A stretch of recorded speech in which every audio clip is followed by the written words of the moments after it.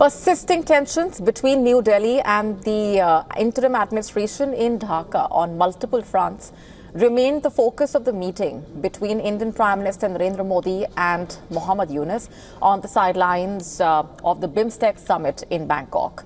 The previously unscheduled meeting was the first between Prime Minister Modi and Mohammad Yunus after Sheikh Hasina was ousted and an interim government took over. Frictions over the last 6 months around India's concerns on attacks on minorities in Bangladesh, over illegal border crossings and security, and Bangladesh's offensive on asylum for Sheikh Hasina in India were at the center of the talks. India has eyed Yunus's recent cozying up to China away from India as a worry. In fact, Yunus's statement on the northeastern states claiming ownership of the Indian Ocean was seen as a provocation. Yunus and Modi were earlier seated side by side at the BIMSTEC summit meeting. Prime Minister also urged in this regard that any rhetoric that vitiates the environment is best avoided. On the border, strict enforcement of the law and the prevention of illegal border crossings, especially at night, is necessary for maintaining border security and stability. Prime Minister also underlined India's concerns related to the safety and security of minorities in Bangladesh, including Hindus. Yunus also presented a throwback picture to Prime Minister Modi of the Indian Prime Minister awarding him a gold medal at the 102nd Indian Science Congress in 2015. Chief Advisor had a wide-ranging discussion with Indian PM Narendra Modi. They discussed all issues of our mutual interests. Also on the sidelines of the BIMSTEC summit, Prime Minister Modi met his Nepalese counterpart.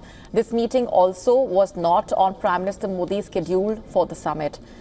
The two sides reviewed the unique and close relationship between India and Nepal. Nepal is a priority partner of India under its Neighbourhood First policy. On the cultural aspect, Prime Minister Modi visited the temple with the Thai Prime Minister. He paid homage to the reclining Buddha and tributes to Buddhist monks there. Prime Minister Modi heads from there to Sri Lanka, another trip that highlights India's regional commitments.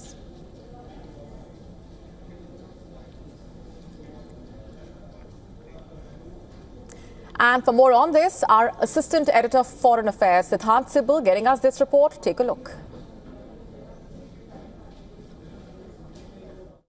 Essentially, these projects show the political push India wants to give to this grouping, a grouping that India has been increasingly supporting at a time when SAARC has been defunct, primarily because of Pakistan's support to cross-border terrorism. But all in all, an important summit which came out with declaration, the Bangkok Declaration, and signing of maritime cooperation agreement that will enhance connectivity in the region. Another focus area of not only the Indian Prime Minister but also the leaders from the region. One important point was on financial connectivity, and the Indian Prime Minister has proposed that India's UPI should be connected to the digital payment systems of the countries that are part of this important grouping, and the grouping that has seen a lot of political engagement all throughout the day in Bangkok. With video journalist Ajit Siddhant Sibal for WION in New Delhi. To stay up to speed with the latest news, download the WION app and subscribe to our YouTube channel.